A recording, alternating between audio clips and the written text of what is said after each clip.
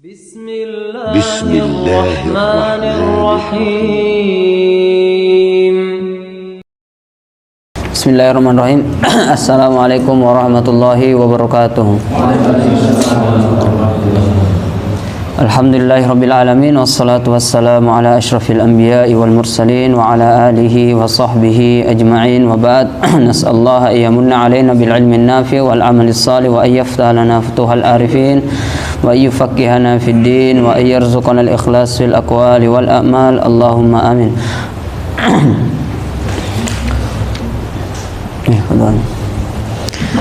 Halaman 42 ya.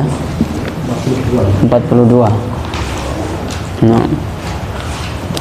Jadi insyaallah kita akan lanjutkan kajian kitab Ayyuhal Walad lil Imam Al-Ghazali rahimahullahu taala wa nafa'ana bihi wa bi ulumihi fid dharain.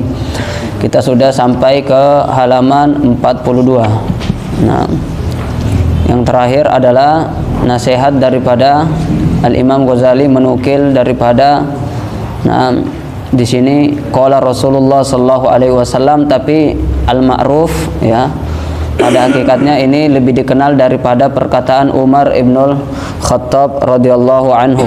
Jadi hasibu anfusakum qabla an tuhasabu wazinu a'malakum qabla an tuzanu, ini ya lebih masyhur dikenal sebagai perkataannya Umar bin Khattab radhiyallahu anhu, sebagaimana yang disebutkan oleh Al-Imam At-Tirmidzi. Nah,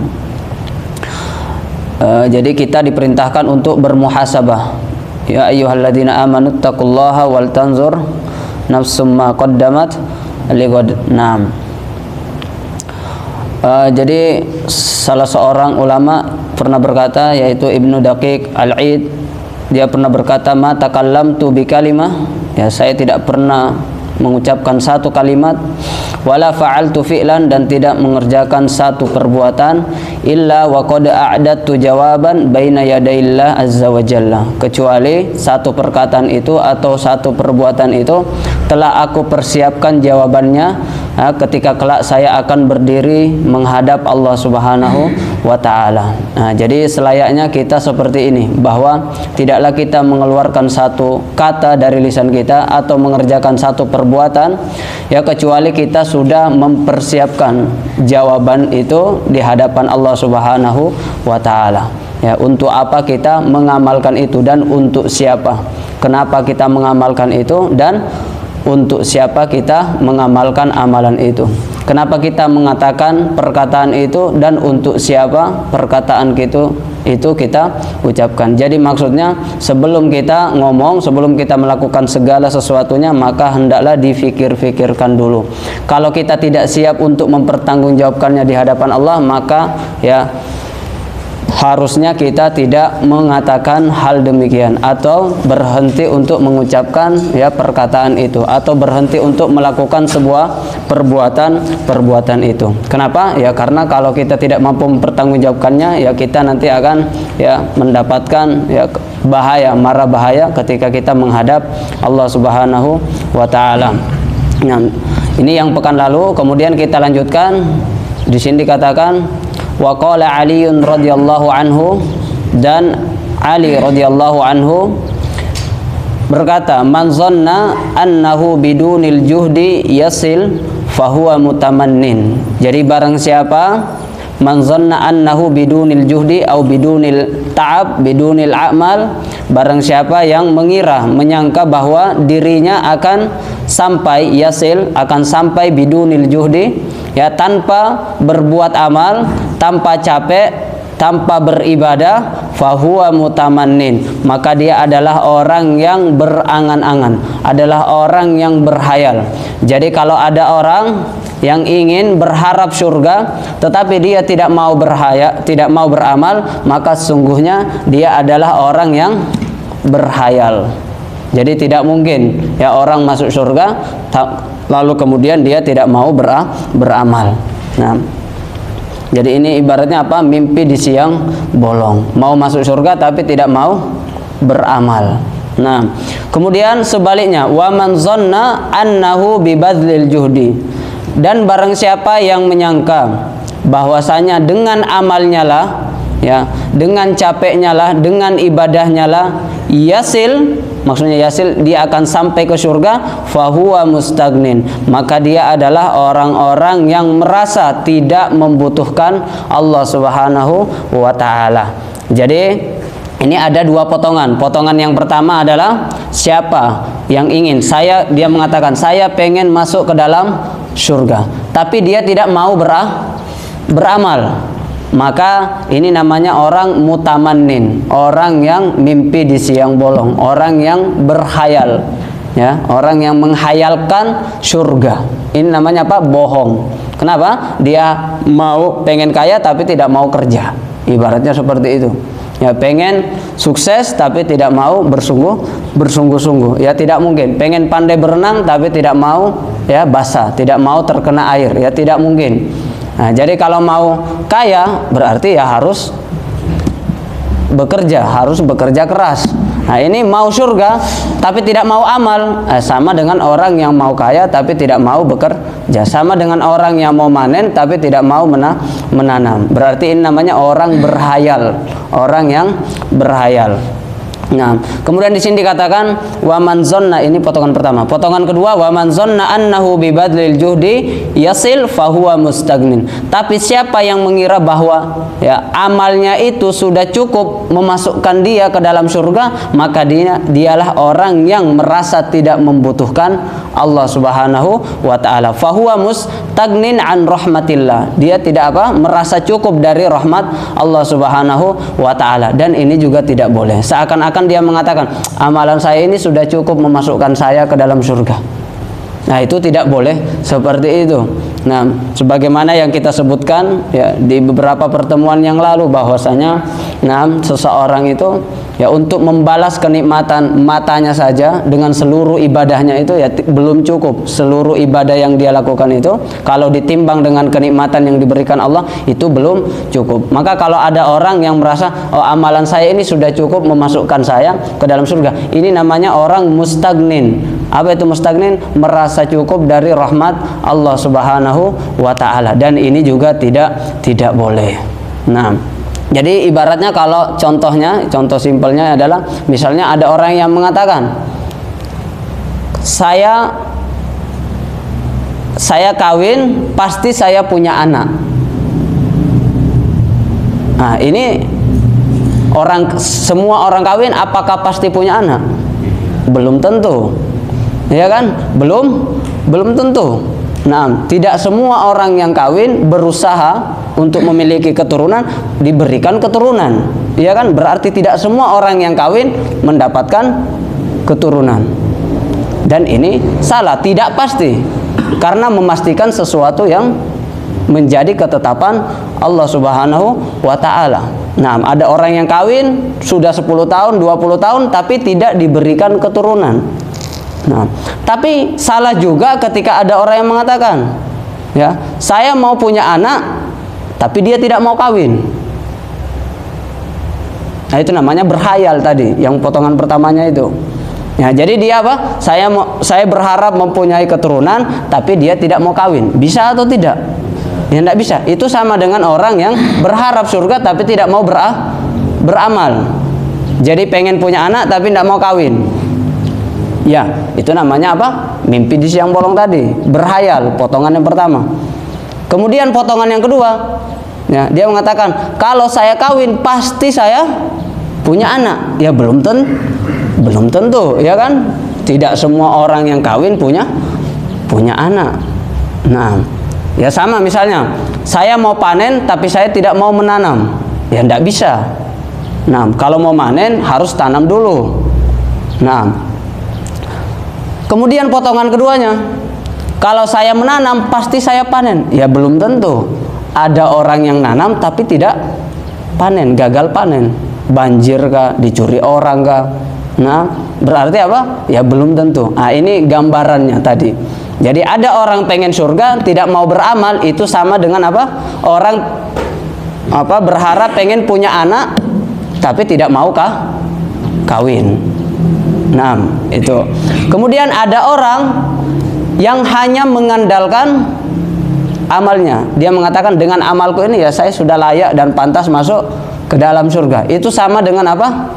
Orang yang memastikan bahwa kalau saya kawin pasti saya punya keturunan. Ya tidak ada orang yang bisa memastikan seperti itu.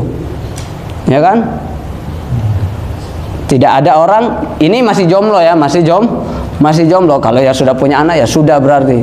Tapi maksudnya ini dia mengatakan kalau saya kawin, saya pasti punya anak. Tidak ada yang memastikan seperti itu. Nah, karena banyak juga orang yang kawin tapi tidak memiliki anak.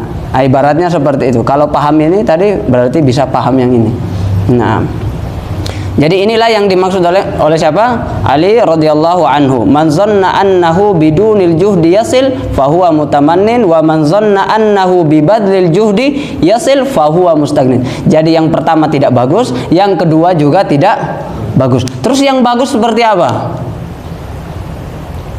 Yang bagus itu ya terus beramal, tapi dia tidak merasa pantas dengan amalnya itu dia sampai ke surga. Tapi dia masuk ke dalam surga itu karena rahmat Allah. Jadi amalan itu hanya untuk mengetuk, namanya hanya usaha. Namanya usaha, tapi tidak pasti. Tidak boleh memastikan. Jadi amalan itu usaha, sama seperti orang ya, ini mau punya anak. Berarti paling tidak ada usahanya dulu. Apa itu usahanya? Ya kawin, nikah. Baru setelah kawin ini diberikan Allah keturunan, alhamdulillah. Tidak diberikan keturunan berarti ya itu sudah ketetapan Allah. Jadi seperti itu. Tapi dari awal tidak beramal berarti ini sudah berhayal. Dari awal pengen punya anak tidak mau kawin berarti ini sudah berhayal. Nah, jadi yang benar apa? Terus beramal. Amalan itu ya untuk mengetuk pintu rahmatnya Allah Subhanahu wa taala. Dan kita tidak boleh apa? Merasa cukup dengan amalan yang kita lakukan. Akhirnya orang kalau merasa cukup itu ya berdosa juga. Merasa cukup itu ya ini amalan saya rasa-rasanya sudah banyak ini. Nah, seperti itu. Ya tidak boleh seperti itu. Tidak boleh seperti itu. Nanti kita bahas lagi setelahnya. Nah, jadi ini surga Allah Subhanahu wa taala. Nah, dikatakan ala inna sil'atallahi ghaliyah. Nah, ini sil'atullah, ini sil'ahnya Allah Subhanahu wa taala ini sangat mahal. Nah, maka karena ini adalah sesuatu yang luar biasa, sangat mahal, maka para salafus soleh itu ya bersungguh-sungguh di dalam mengejar surga, bersungguh-sungguh di dalam beramal, bersungguh-sungguh dalam menuntut ilmu, bersungguh-sungguh dalam qiyamul lail, bersungguh-sungguh di dalam apa? Bermuamalah dengan baik, menjaga ya ucapannya ya. Supaya apa? Supaya dia masuk ya ke dalam surga. Nah, di sini dikatakan dalam surah Al-Baqarah ayat berapa ini?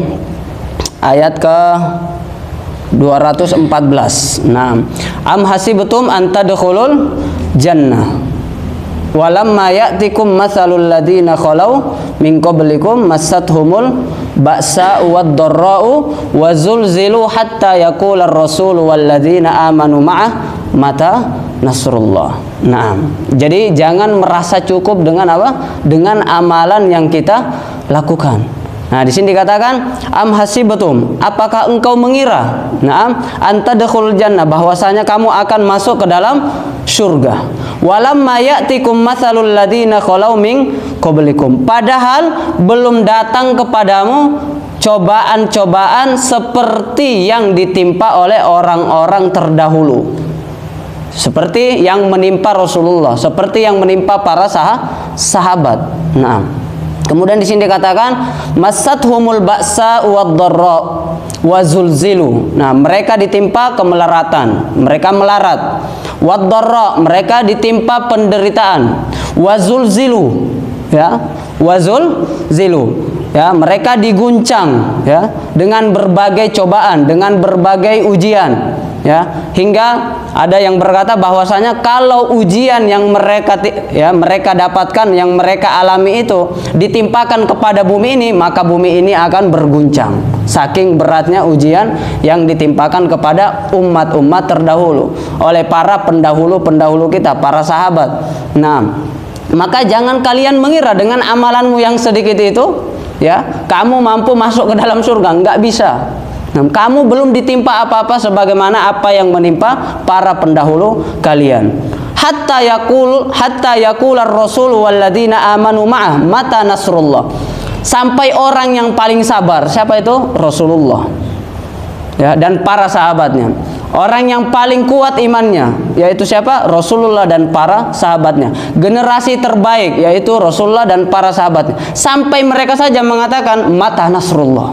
Sampai saking beratnya ujian yang mereka dapatkan, mereka masih mengatakan kapan pertolongan Allah datang. Nah, kapan pertolongan Allah datang? Saking besarnya ujian, penderitaan, kemelaratan, ya, guncangan yang mereka hadapi pada saat itu. Ya, untuk apa? Untuk ya berjuang menuju Allah Subhanahu wa taala. Nah, maka jangan kita sombong dengan amalan kita. Amalan kita ini tidak ada apa-apanya. Ya. Jangan kita sombong dengan apa yang kita lakukan. Ujian kita itu belum ada apa-apanya jika dibandingkan dengan ujian para rasul. Ya, jika dibandingkan dengan ujiannya siapa? Para sahabat. Ini kita tidak ada apa-apanya. Nah, maka jangan seakan-akan kita bangga melakukan, oh saya sudah ini, saya sudah ini, saya sudah ini, seakan-akan kita sudah mampu membeli surganya Allah Subhanahu wa taala. Ala inna sil'atallahi ghaliyah. Bahwasanya surga Allah Subhanahu wa taala itu sangat mahal. Nah, tidak bisa dibeli dengan banyak bermain-main, tidak bisa dibeli dengan banyak rehat. Kenapa? Sil'atullahi ghaliyah. Ya, surganya Allah Subhanahu wa taala, dagangannya Allah Subhanahu wa taala yaitu surga, itu harganya sangat mahal. Maka harus dibeli dengan kesungguhan. Harus dibeli dengan kesabaran, keteguhan. Nah, ya, keringat, air mata, ya, capek. Nah, harus dibeli dengan itu. Nah, sebagaimana para rasul dan para sahabatnya telah berjalan menuju surga Allah Subhanahu wa taala. Maka sekali lagi kami ingatkan, jangan pernah merasa oh saya amalan saya sudah banyak. Saya kajian di mana-mana, pagi kajian, sore kajian. Ya, salat saya sudah banyak, tidak pernah tinggal, puasa saya lancar, sedekah saya lancar. Jangan sekali-kali kita berbangga dengan amalan soleh kita. Berapa orang yang saya bantu, berapa orang yang saya jenguk, berapa orang yang saya berapa. Ini jangan sampai kita merasa cukup dengan amalan. Oh, saya pagi hari keluar, saya kajian. Setelah kajian saya ngajar. Setelah ngajar saya bantu orang. Setelah bantu orang saya jenguk orang sakit. Setelah itu melayat. Setelah itu baca Quran. Setelah itu sore ini kajian. Setelah ini nanti langsung ngajar lagi misalnya. Jangan sampai kita merasa bahwa amalan yang kita lakukan ini mampu memasukkan kita dan kita merasa cukup dengan amalan ini untuk masuk ke dalam surga. Nah, kemudian selanjutnya di sini dikatakan waqala al-Hasan rahimahullahu taala talabul jannati bila amalin dzambum minadz dzunub. Jadi meminta surga, pengen berharap masuk ke dalam surga tanpa amal itu sebenarnya termasuk zambun, termasuk dosa di antara dosa-dosa. Nah, di antara sekian banyak dosa.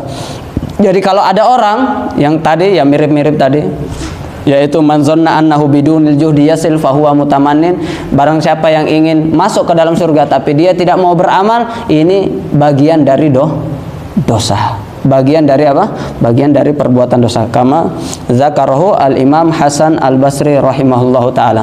Kemudian di sini dikatakan waqala, dan dia juga berkata alamatul haqiqah, bahwasanya tanda hakikat. Nah, salah satu tanda hakikat adalah tarku mulahadzatil amal la tarkul amal. Apa itu tarku mulahadzatil amal? Nah, apa itu tarku mulahadzatil amal? Jadi hakikat yang benar itu adalah meninggalkan mulahadzatil amal. Nah, di sini dikatakan adalah tidak melihat amal yang dilakukan dengan pandangan kagum, dengan pandangan ujub. Nah, la yanzuru ilaihi nazrata ulu wala nazrata al-ujub. Jadi ketika kita beramal soleh, kita tidak boleh memandang amalan yang kita lihat itu dengan pandangan ujub. Ya, mirip seperti yang kita katakan tadi. Ya, tidak boleh. Jadi kita harus meninggalkan itu. Meninggalkan apa? Oh, tadi saya, Masya Allah, saya sudah ngaji 2 juz. Masya Allah, hari ini saya puasa Senin Kamis. saya sudah sedekah, sholat duha. Setelah sholat duha, saya lanjut majelis ilmu. Setelah itu sore saya keliling kampung, saya ngajarin orang-orang ngaji misalnya. Ya, kemudian setelah itu saya bekerja. Setelah dapat kerja, hasilnya saya belikan hadiah perlengkapan, saya menafkahi keluarga saya misalnya, seperti itu. Saya jenguk orang sakit, saya melayat, ada yang meninggal misalnya, ada yang kelaparan, saya bantu. Kalau kita memandang amalan yang kita lakukan itu dengan pandangan ujub, maka kita belum sampai ke hakikat kebenaran. Nah, jadi kita tidak boleh memandang. Jadi kita harus tarku mulahadzatil amal. Artinya apa? Tapi jangan meninggalkan amalannya. Tetap beramal seakan-akan mengatakan seperti ini. Kalau sudah beramal, lupakan. Merasakan. Jadi idza amilta, kalau sudah beramal, ka'annaka la ta'mal syai'an. Jangan merasa berjasa gitu. Jangan merasa sok yes. Nah, apalagi ya bantu orang, oh karena saya dia jadi sukses ini. Saya dulu yang ngasih dia pekerjaan, misalnya seperti itu. Saya dulu yang ngajarin dia, misalnya seperti itu. Kalau bukan karena saya, seperti itu. Itu kan sama aja. Itu mirip-mirip, apalagi kalau sedekah misalnya. Itu bisa batal semua. Ya ayyuhalladzina amanu la tubtilu shadaqatikum bil manni wal adza. Nah, mengatakan, itu saya yang ngasih. Gitu. Dulu sudah berpahala itu ketika dia sedekah itu, pahalanya besar itu. Tapi ketika dia mengatakan, ini saya yang ngasih. Kalau bukan karena saya, kamu itu siapa gitu misalnya. Seperti ini tidak bagus. Seperti ini tidak bagus. Jadi kalau sudah melakukan amalan itu, ka'annaka la ta'mal syai'an. Nah, i'mal ka'annaka la ta'mal syai'an. Lakukanlah segala apapun amalan soleh, tapi setelah melakukannya itu seakan-akan engkau tidak melakukan apa-apa. Nah, if'al kada wala tarahu syai'an. Waalaikumsalam. Fadhal. Jadi lakukan sesuatu tapi seakan-akan engkau tidak melihat ya pada sesuatu itu sesuatu. Nah, jadi jangan memandang amalan kita itu dengan pandangan kagum. Kapan kita memandang amalan yang kita lakukan dengan pandangan kagum, maka ketika itu amalan itu hangus.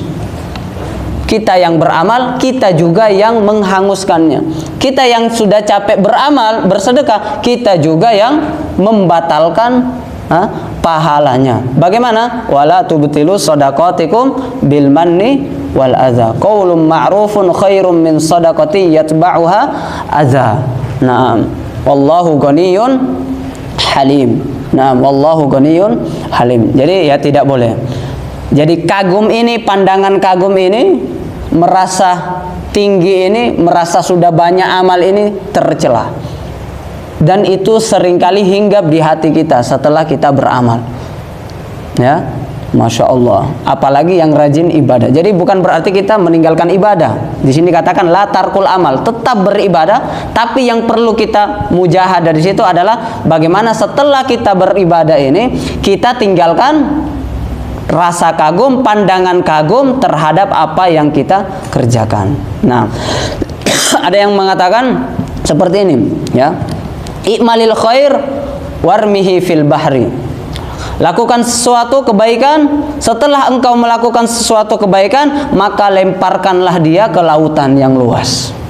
Nah, in da'a indal khalq lan yadi'a indal bari. Kalau misalnya kebaikan yang kita lakukan itu hilang ya dari pandangan manusia, tidak diingat-ingat manusia, tidak pernah disebut-sebut manusia, kita sudah berbuat baik, tidak ada orang yang menyebut-nyebut kebaikan kita sudah berbuat baik kepada orang, tidak ada orang yang mengatakan jazakallahu khairan katsira atau syukron. Meskipun tidak diingat oleh manusia, meskipun hilang di pandangan manusia, di ingatan manusia, tidak pernah disebut-sebut kebaikan kita, maka ketahuilah lan yadi'a indal bari. Ketahuilah bahwasanya kebaikan sekecil apapun itu, maka dia tidak akan hilang di sisi Allah Subhanahu wa ta'ala. Maka lakukanlah itu kebaikan, maka kemudian setelah melakukan kebaikan, lemparkanlah ke laut yang luas. Artinya apa? Ya biarkan dia hilang. Makanya jangan disebut-sebut. Jangan disebut-sebut. Kapan kita nyebut-nyebut, maka kita sama saja membatalkan amalan itu. Kita yang mengerjakan, kita pula yang membatalkan. Nah, jadi kalau ada pertanyaan, bagaimana cara membatalkan amalan? Salah satunya adalah ketika setelah beramal, kita pandang amalan itu dengan pandangan kagum. Wah, saya sudah keren, banyak sekali amalan saya. Nah, saya bantu orang, saya ngajar, saya sedekah, ya, saya berbuat baik, saya tidak ganggu orang, saya baca Quran, saya berzikir, saya sholat duha, saya qiyamul lail, saya puasa Senin Kamis, seperti itu. Nah, kemudian dia merasa berjasa, kemudian dia sudah merasa cukup dengan amalan itu, ya, maka ini sama saja dia beramal, tapi dia pula yang membatalkan amalannya. Dan ini teorinya mudah, tapi prakteknya agak susah, ya, agak susah. Ya, namanya tabiat manusia itu sering kagum, sering kagum. Siapa dulu gitu, siapa dulu ininya, katanya. Ketika ada bangunan, dia jadi mandor, siapa dulu mandornya, misalnya, ini contoh saja kan. Siapa dulu mandornya. Ada, ini kok gordennya keren kali nih, oh siapa dulu penjualnya, gitu misalnya. Enggak, ini contoh saja. Contoh saja. Kemudian dia mengatakan, oh dulu di kampung ini itu, di kampung sini itu, nggak ada orang yang sholat 5 waktu. Setelah saya berdakwah di sini, itu tanda-tanda itu, ya, tanda-tanda. Oh, karena saya itu dulu yang berdakwah siang malam tembus subuh. Akhirnya orang-orang sini itu rajin majelis ilmu, rajin rajin sholat 5 waktu, ya, sudah rajin ngaji Al-Quran dan seterusnya. Ini ndak usah gitu, ndak usah disebut-sebut. Ya, kalau benar-benar kita itu bekerjanya, beramalnya untuk Allah, maka kenapa kita nyebut-nyebut, ya kan? Kenapa kita harus menunggu validasi atau pujian dari manusia? Nah, jadi kalau beramal benar-benar untuk Allah, ya nggak usah tersinggung kalau nama kita itu tidak disebut. Misalnya ada acara yang terhormat, semuanya orang disebut, tapi namanya tidak disebut. Padahal dia merasa, oh, saya dulu ini, ya, saya punya jasa besar di sini, misalnya gitu, di suatu yayasan. Kok nama saya tidak disebut, ya, misalnya nih, ya. Tersinggung, itu tanda tanya itu. Kalau tersinggung hanya karena namanya tidak disebut, aduh ya Allah. Nah, berarti kan kita masih, ya, terikat, masih menjadi budak bagi pandangan orang lain. Kebahagiaan kita masih apa? Masih di dunia. Nah, pikiran kita itu masih di dunia, belum pikiran ke surga. Nah, tapi kalau orang pikirannya sudah surga, maka bagaimanapun dia di dunia, dia dihinakan orang, ya tidak tumbang, dia dipuji orang juga tidak terbang. Seperti itu. Jadi ya nyantai, kehidupannya itu nyantai, disebut ya biasa aja, tidak disebut juga biasa. Ketika dia melakukan kebaikan, ada yang mengatakan jazakallahu khairan katsiran, ya dia juga mengatakan wa iyyakum. Ada yang tidak mengatakan, tidak sama sekali ada orang yang berterima kasih kepada kebaikannya, juga tidak ada apa-apa, tidak tersinggung. Itu tanda. Tapi kalau sedikit-sedikit, kok saya tidak dipuji, kok saya tidak disebut namanya, kok saya tersinggung, itu tanda-tanda. Itu tanda-tanda. Kok saya tidak diajak, ya? Oh gitu, misalnya. Padahal saya ini as-sabiqunal awalun, misalnya, ya. Misalnya. Seperti itu bahaya itu. Seperti itu bahaya. Tidak usah, ya, tidak usah mencari nama, tidak usah mencari nama. Nah. Jadi di sini dikatakan, kita ulangi lagi nasihatnya, wa qala al-Hasan rahimahullahu taala talabul jannah bila amal dzambun minadz dzunub. Wa qala alamatul haqiqati tarku mulahazatil amal la tarkul amal. Jadi intinya apa tadi? Kalau sudah melakukan kebaikan, maka jangan pandang kebaikan itu dengan pandangan kagum, dan jangan merasa cukup dengan amalan yang kita lakukan. Merasa cukup di sini berarti, oh ini amalan saya sudah cukup untuk membeli surga, seperti itu. Akhirnya apa? Dia sudah bermalas-malasan. Oh saya seperti itu, ya saya sudah tamat itu, ya kan? Misalnya turun ke, misalnya masyarakat ngaji ke sana, saya sudah lewat yang gitu-gitu itu, katanya seperti itu. Sekarang lagi nyantai, nyantai. Biarkan yang baru-baru saja, yang junior-junior. Kalau kayak saya ini senior-senior, sudah lewat semua itu. Nah, merasa cukup. Nah,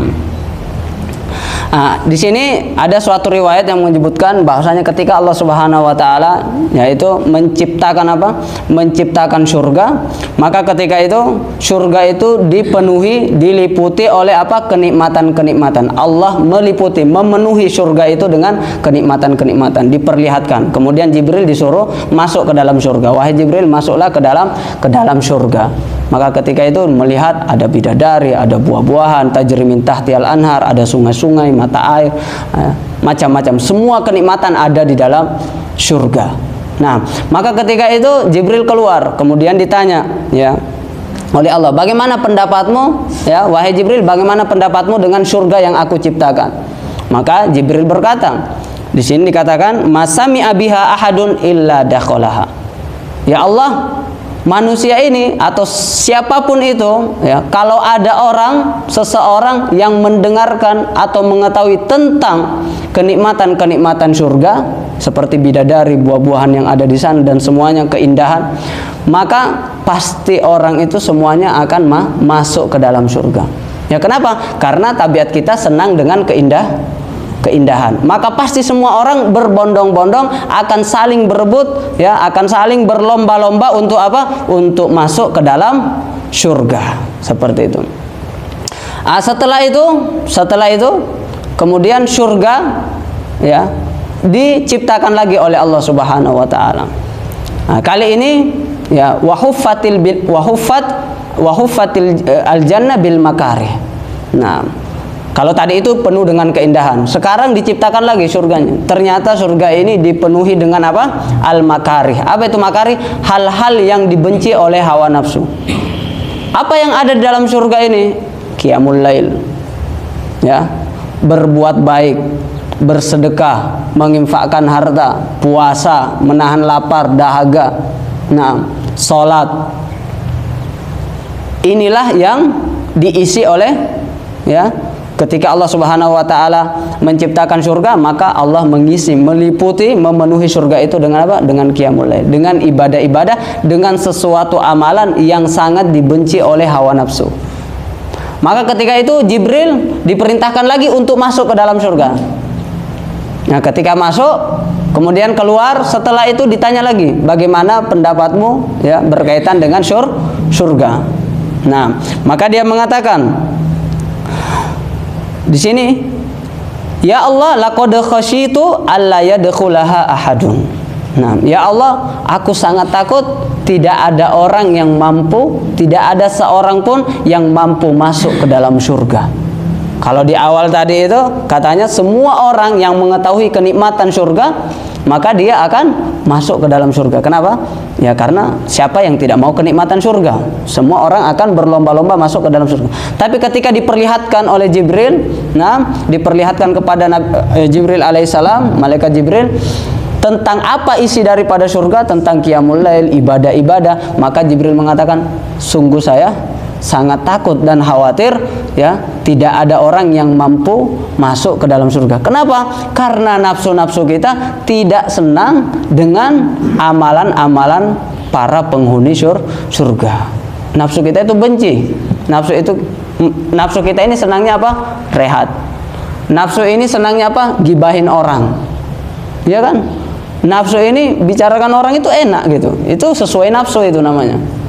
Nah, ternyata surga ini, ya, wahuffatil jannatu bil makarih. Ternyata surga ini diliputi dengan apa? Semua yang meliputi surga ini adalah sesuatu yang dibenci oleh hawa nafsu. Maka malaikat Jibril alaihissalam mengatakan, saya sungguh khawatir tidak ada orang yang mampu lolos masuk ke dalam surga. Kenapa? Karena nafsu kita tidak senang dengan ibadah.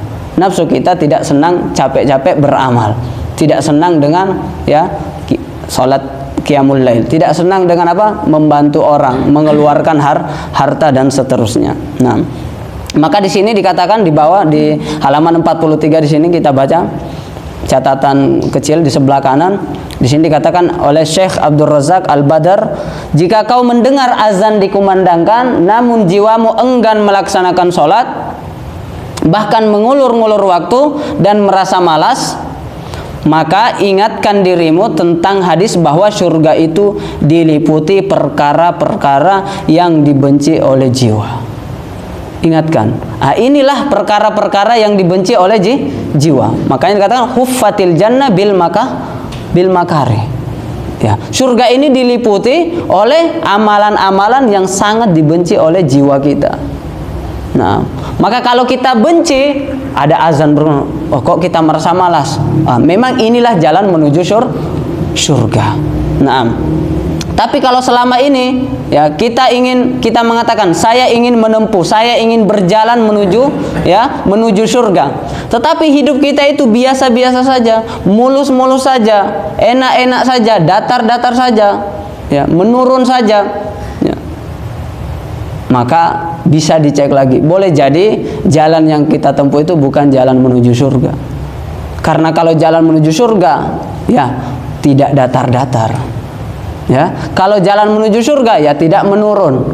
Jalan menuju surga itu ya penuh tantangan, penuh lika-liku, penuh tangisan, penuh keringat, ya, penuh rasa letih. Nah, capek. Itulah jalan menuju surga. Fala qata hamal aqabah. Wa ma adraka mal aqabah. Fakku raqabah. Nah, inilah jalan menuju surga. Dikatakan jalan menanjak, jalan menanjak. Apa itu fakku raqabah? Harus mengeluarkan uang untuk membebaskan budak. Nah, harus apa? Mengeluarkan uang untuk membantu orang miskinan za matroba. Nah, harus membantu orang lain. Inilah jalan menuju surga. Dan mengeluarkan uang itu, yaitu dibenci oleh jiwa. Kenapa? Karena jiwa kita, wa tuhibbunal mala hubban jamma wa innahu li hubbil khairi lasyadid. Jiwa kita ini cinta harta, cinta rupiah, cinta dolar. Orang itu keluar sebelum fajar itu, ya. Kira-kira kenapa itu? Rela macet-macetan itu di kota itu. Ya karena fulus kan. Nah, hingga akhirnya apa? Waktu tidurnya kurang. Nah, dia rela berkeringat siang, ya kepanasan, hujan kadang kedinginan. Nah, kadang seperti budak diperintah oleh bosnya, kamu seperti ini, siap salah, siap. Hanya apa? Karena jiwanya mencintai uang. Nah, maka mengeluarkan sesuatu yang kita cintai ini sesuatu yang dibenci oleh jiwa. Nah, tapi itulah jalan menuju surga. Makanya sekarang kita lihat ini, kita mau berjalan kemana ini? Kalau kita mau berjalan ke surga, maka lihat dulu bagaimana jalan saya. Benar nggak ini jalannya ini? Takutnya salah, takutnya Google Map-nya kesasar ini. Nah, ya, periksa lagi. Oh, saya sudah capek. Tapi capeknya apa? Nah, kalau hidupnya cuma datar, senang terus. Nah, jangan-jangan itu bukan jalan menuju surga. Karena kalau jalan menuju surga pasti jalannya para nabi, jalannya para sahabat. Yang kita minta ihdinas siratal mustaqim, siratal ladzina an'amta alaihim. Nah, satu lagi ini biar pas tidak nanggung ya. Di sini dikatakan waqala Rasulullah sallallahu alaihi wasallam al-kayyisu man dana nafsahu wa amila lima ba'dal maut wal ahmaqu man atba'a nafsahu hawaha wa tamanna 'ala Allahi. Naam, al-amani. Rasulullah sallallahu alaihi wasallam bersabda, di sini dikatakan orang yang pandai adalah orang yang menjadikan dirinya taat kepada Allah dan beramal untuk kehidupan setelah mati.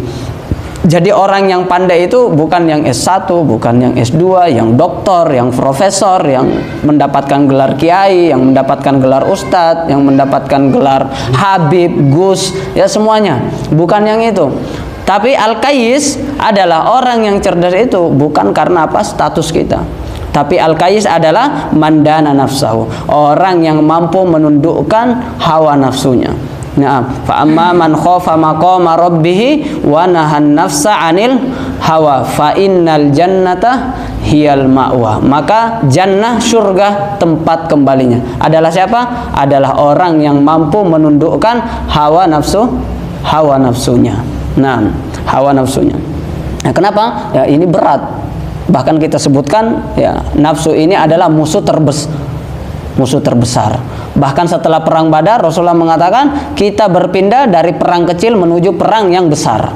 Ya, jadi perang Badar itu ya yang 300 banding 1000 itu dinamakan dengan perang kecil. Perang besar daripada perang Badar adalah perang melawan hawa nafsu. Maka barang siapa yang mampu menundukkan hawa nafsunya, ya, maka inilah orang-orang yang cerdas. Inilah orang-orang yang kuat, inilah orang-orang yang hebat. Inilah orang-orang yang kayyis, mandana nafsahu. Inilah orang yang nanti tempat kembalinya adalah surga. Nah, inilah yang kita katakan tadi bahwasanya al jannatu wa huffatil jannah bil makari, bahwa surga itu ya dipenuhi, diliputi oleh sesuatu yang dibenci oleh nafsu. Maka nafsu ini yang perlu kita tundukkan. Wa amila lima ba'dal maut, dan semua amalannya itu tujuannya untuk ma ba'dal maut, bukan qoblal maut. Sekali lagi, orang yang kayis, orang yang cerdas itu ya meskipun dia tidak lulus SD, meskipun dia tidak belajar di sekolah, tidak mempunyai gelar apapun, ya, tetapi kalau semua amalannya itu diniatkan untuk ma ba'dal maut, apa setelah saya meninggal ini, menjadi bekal setelah saya meninggal ini, maka itulah hakikat orang yang cerdas. Itulah hakikat orang yang cerdas. Apa itu? Semua amalannya diperuntukkan menjadi bekal lima ba'dal maut, bukan qoblal maut. Berarti bagaimana kita membedakan apa itu dunia dan akhirat? Maka tinggal ya mengatakan saja kalau amalan ini lima qoblal maut berarti itu amalan dunia. Tapi kalau amalan ini lima ba'dal maut berarti itu amalan untuk akhirat. Qoblal maut itu artinya untuk dunia. Ba'dal maut setelah kematian itu artinya untuk akhirat, untuk alam barzah saya. Saya bersedekah ini supaya apa? Supaya dapat menjadi syafaat penolong bagi saya di alam barzah saya. Ya. Ketika saya dihisab oleh Allah Subhanahu wa taala. Berarti lima ba'dal maut. Tapi kalau ada orang yang mengatakan saya bersedekah ini supaya orang-orang menghormati saya, supaya orang-orang memuji saya, pujian itu lima qoblal maut. Kita mendapatkan pujian itu ya sebelum kita meninggal. Berarti itu dunia. Jadi sama-sama sedekah tapi niatnya berbeda. Nah, kalau dia diniatkan untuk ma ba'dal maut, itulah orang yang cerdas. Tapi kalau niatnya dia beribadah, dia sholat, majelis ilmu, dia hafal, tapi dia qoblal maut, berarti itu ya, berarti itu apa? Bukan orang yang cerdas. Itu orang yang bodoh, orang yang dungu. Nah, kemudian di sini dikatakan wal ahmak. Apa itu ahmak? Lebih parah daripada jahil. Kalau jahil itu ya bodoh biasalah. Tapi kalau ahmak enggak tahu apa itu, bodoh. Di atasnya bodoh lagi. Itu namanya ahmak. Nah, wal ahmak kalau sini apa terjemahannya? Orang yang dungu. Di sini orang yang dungu. Siapa itu orang yang dungu? Man atba'a nafsahu hawa wa tamanna 'alallahil amani. Orang yang dungu adalah orang yang mengikuti hawa nafsunya dan berangan-angan pada Allah dengan bermacam-macam angan-angan. Nah, jadi hanya angan-angan saja. Apa tadi orang berangan-angan? Pengen masuk surga, tidak mau beramal. Itu orang yang banyak angan-angan saja. Orang yang tidak mau beramal itu namanya angan-angan. Ya sama, jangankan surga, orang pengen kaya tapi tidak mau bekerja. Ya sama aja, angan-angan. Di dunia saja tercela, ya kan? Orang seperti ini di dunia saja tercela. Orang yang banyak angan-angan. Dan angan-angan itu melampaui umur manusia. Angan-angannya terlalu tinggi.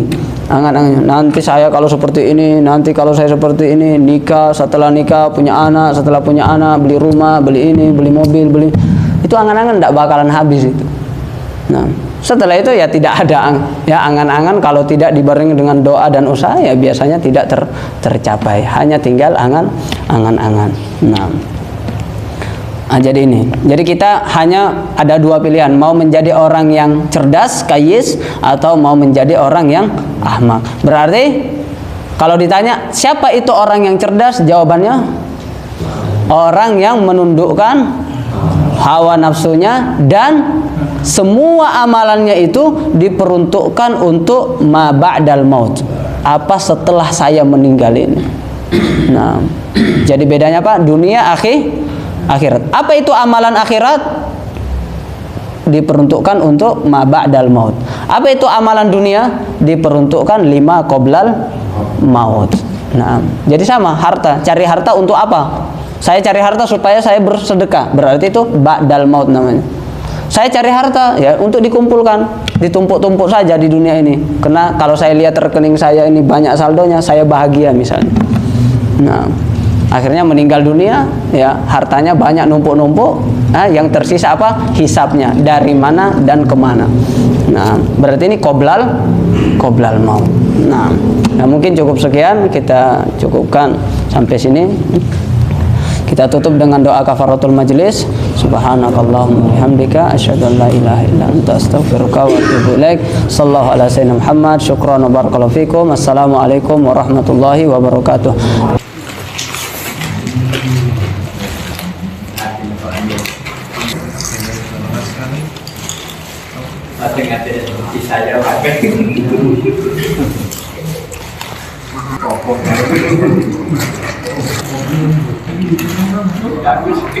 Mas, aku sudah